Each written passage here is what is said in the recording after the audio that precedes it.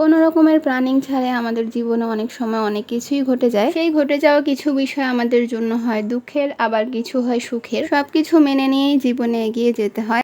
আসসালামু আলাইকুম এভরিওয়ান, কেমন আছেন সবাই? আশা করছি ভালো। আজকের এই সুন্দর ওয়েদার দেখে আমি আর আমার ননদ ঠিক করলাম যে আমরা ফুচকা খেতে যাব। ভাবতে ভাবতে রেডি হয়ে চলে আসলাম এই জায়গাটায়। আমাদের এলাকার এই জায়গাটা কিন্তু খুবই সুন্দর। এদিকটায় আগে অনেকবার ঘুরেছি, তবে বেশ কিছু মাস ধরে এদিকে আসা হচ্ছিল না। এদিকের প্রকৃতি খুবই সুন্দর। আগে কিন্তু আরো সুন্দর ছিল। এই যে রাস্তাটা দেখতে পাচ্ছেন ভেঙে গিয়েছে, এটা কিন্তু ভালো ছিল। রাস্তার এই পাশের দেয়ালটাতে ছিল এক ঝাঁক বাগান বিলাস ফুল। খোলা আকাশের নিচে দুই পাশে সবুজ গাছপালায় ঘেরা, মাঝখানে একটা রাস্তা। সেই রাস্তা দিয়ে খুব ভোরে বা বিকেল বেলা আপনি হাঁটছেন, ভাবুন তো, ভাবলেই কিন্তু মনটা ভালো হয়ে যায়, তাই না? নিজে তো এই সুন্দর ওয়েদারটা উপভোগ করছি, ঘুরছি, তো আপনাদের সাথে শেয়ার করার জন্য বেশ কিছু ফুটেজ নিলাম। যখনই আমি কোনো সুন্দর জায়গায় ঘুরতে যাই, তো সেখানকার ভিডিও করতে করতেই সময় চলে যায়। নিজের যে কোনো ভিডিও করা হয়নি সেটা মনেই থাকে না। সব সময় তো আপনাদের এই আপুটাকে দেখেনি, আজকে না হয় এই সুন্দর প্রকৃতিটাই দেখলেন। এই সুন্দর জায়গায় এসে আমার ননদ কিন্তু ভিডিও করার কথা একদমই ভুলেনি। আমাকে বলছিল, ভাবি আমাকে সুন্দর সুন্দর ভিডিও করে দেন। তারপর ওকে কিছু ভিডিও করে দিলাম। এখন যে জায়গাটা দেখতে পাচ্ছেন, এটা কিন্তু গলফ ক্লাবের ভিতরের একটা এরিয়া। এখানে কিন্তু বাংলাদেশের অনেক ছবির শুটিং হয়েছে।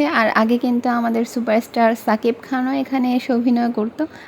ওনার ছবির শুটিং হতো। আগে বেশ খোলামেলা থাকলেও এখন কিন্তু পাবলিকদের এখানে ঢোকা নিষিদ্ধ। আমরা যে ফুচকার দোকানে ফুচকা খেতে এসেছি, এই জায়গাটা কিন্তু তার অনেকটা কাছেই। তবে দুঃখের বিষয় হচ্ছে আমরা এতক্ষণ ঘোরাঘুরি করার পরেও ফুচকার দোকানটা খোলেনি। তারপর ফুপি বলল যে আচ্ছা চলো তাহলে নবীনগর যাই, সেখান থেকে খেয়ে আসবা। এখানে আসতেই দেখলাম রাস্তায় প্রচুর পরিমাণে জ্যাম, গাড়ি একদমই নড়ছে না। তবে দুঃখজনক হচ্ছে এই জ্যামের ভেতরে একটা অ্যাম্বুলেন্সও ছিল। তারপর সেনা শপিং কমপ্লেক্সের 6 তলায় চলে গেলাম। এসেছিলাম ফুচকা খেতে, আমাদের কিন্তু অন্য কিছু খাওয়ার কোনো প্ল্যানিংই ছিল না। ফুপি বলল ফুচকা তাহলে অন্যদিন খেও, যেহেতু সেনায় চলে এসেছি, আজকে না হয় তোমাদেরকে অন্য কিছু খাওয়াই। খাবার অর্ডার দিয়ে কিন্তু আমাদের বেশিক্ষণ বসে থাকতে হয়নি, অর্থাৎ ওনারা আমাদেরকে বেশিক্ষণ ওয়েট করায়নি। আমার পিচ্চি দেবটা সেট মেনু থেকে অর্ডার করেছিল। আমি আর ফুপি নিয়েছিলাম সাব বার্গার, আর আমার ননদিনী নিয়েছিল পপ চিকেন। এদিকে আমার পিচ্চি দেবটার সাথে আমি একটা কাপল ভিডিও করে ফেললাম। ওকে বলেছিলাম হাত দাও, আরো কি সুন্দর করে আমার হাতটা ধরলো। এর থেকে একটা কথা বোঝা গেল যে তার ভাইয়ের থেকে সে ভালো পোজ দিতে পারে।